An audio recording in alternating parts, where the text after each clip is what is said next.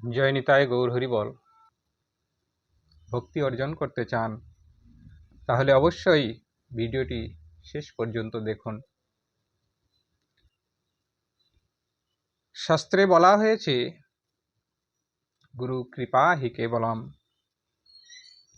শিষ্য পথ চ সর্বদা।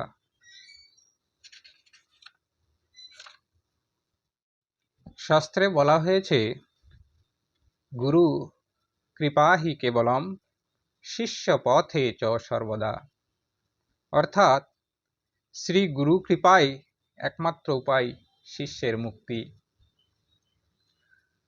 গুরু হলেন, শ্রী গুরু হলেন সেই মহাজন যিনি জাগতিক ও আধ্যাত্মিক অন্ধকারের অন্ধকার থেকে আলোয় নিয়ে আসেন। হৃদয় চৈতন্য জাগ্রত করেন, হৃদয়ে আলো উদ্ভাসিত করেন।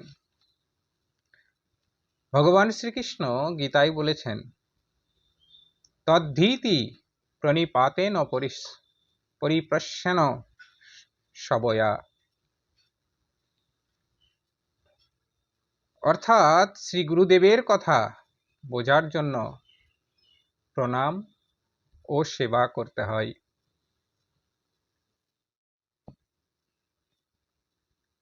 তাহলে কিভাবে গুরু কৃপা লাভ হবে? সবার প্রথমে সেটি হচ্ছে বিনয় ও শরণাগতি। অবশ্যই শ্রী গুরুদেবের প্রতি বিনয়ী হতে হবে এবং শরণাগতি হতে হবে। অহংকার ত্যাগ করে শ্রী গুরুর চরণে সম্পূর্ণ নিজেকে আত্মসমর্পণ করতে হবে। নিজের অজ্ঞতা স্বীকার করে শিক্ষা গ্রহণের মন মানসিকতা নিয়ে আসতে হবে। শ্রী গুরুর সেবা, দ্বিতীয় নাম্বার হচ্ছে শ্রী গুরুর সেবা। শ্রী গুরুর সেবা কি? শ্রী গুরুর নির্দেশ পালন করা, শ্রী গুরু প্রতিষ্ঠানে সেবা করা, শ্রী গুরুর শারীরিক, মানসিক এবং আত্মিক চাহিদা পূরণের চেষ্টা করা, এগুলো হচ্ছে শ্রী গুরুর সেবা। 3 নাম্বার নিয়মিত শ্রবণ ও সাধন। শ্রী গুরুর উপদেশ অনুসারে নিয়মিত হরিনাম জপ, পাঠ ও সাধনা করা। 4 নাম্বার প্রশ্ন করা। অবশ্যই প্রশ্ন করা জানতে হবে। যতক্ষণ পর্যন্ত শ্রী গুরুদেবের কাছে প্রশ্ন জিজ্ঞাসা না করবে, গুরুদেব কিন্তু তোমাকে নিজের থেকে যেচে কোনো কিছু প্রদান করতে চাইবে না। তাই প্রশ্ন করা শিখতে হবে। প্রশ্ন করা ও বোঝার চেষ্টা, অন্ধ অনুসরণ নয়। যেটা আমি বলছি সেটা অন্ধ অনুসরণ নয়, জিজ্ঞাসা করা, জিজ্ঞাসা করে গভীর উপলব্ধি লাভ করা। শ্রী গুরুদেব যদি বলেন শ্রী নাম করো, এইভাবে প্রশ্নগুলো করতে হয়। শ্রী গুরুদেব যদি বলেন তুমি প্রতিদিন শ্রী নাম করো, অবশ্যই সেখানে প্রশ্ন করতে হবে নির্ভয়ে, হে গুরুদেব আমি কেন নাম করব, শ্রী নাম কেন করব, আমাকে একটু বলে দাও। সেটা বোঝাও জরুরি। জীবনে 5 নাম্বার হচ্ছে জীবনে শ্রী গুরুদেবের আদর্শকে বাস্তবায়ন করা।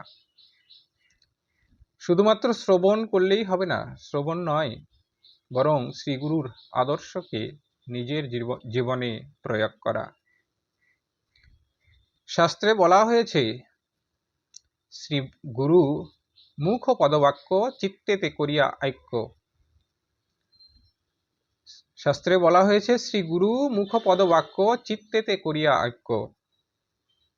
শ্রী গুরুর বাক্য, চিত্ত বাক্য এবং শাস্ত্র বাক্য, এই তিনও করিয়া এক। এই তিনটাকে এক হতে হবে।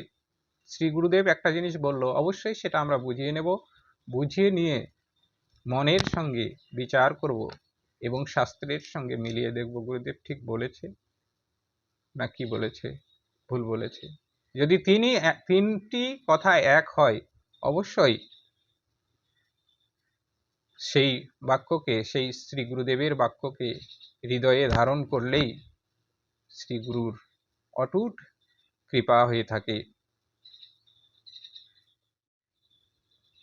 উদাহরণস্বরূপ শ্রীনিবাস আচার্য ও নরোত্তম দাস ঠাকুর, এরা সকলেই কিন্তু শ্রী গুরু কৃপায় সিদ্ধি লাভ করেছিলেন।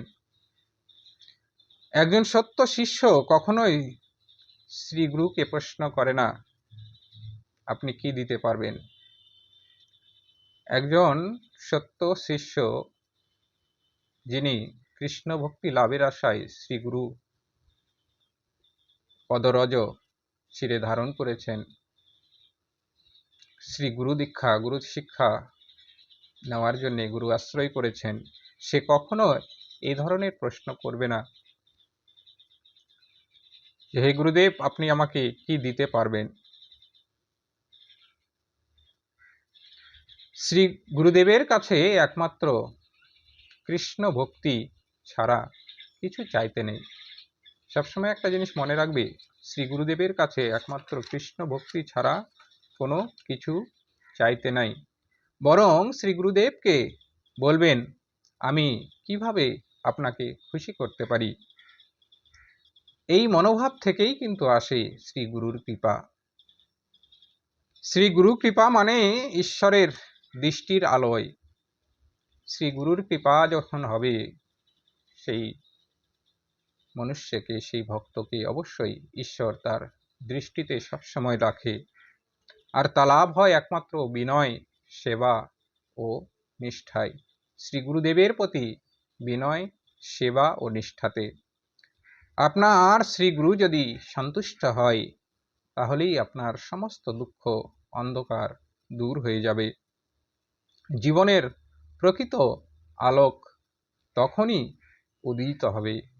জয় নিতাই গৌর হরিবল। আপনি যদি শ্রী গুরুর কৃপা লাভ করতে চান, এই ভিডিওটি শেয়ার করুন, শ্রী গুরুর চরণে মন দিন, আর নিচে কমেন্টে লিখুন শ্রী গুরু চরণে আমি শরণাগত। শ্রী গুরুকে খুশি করুন আর আপনার জীবন ধন্য করুন।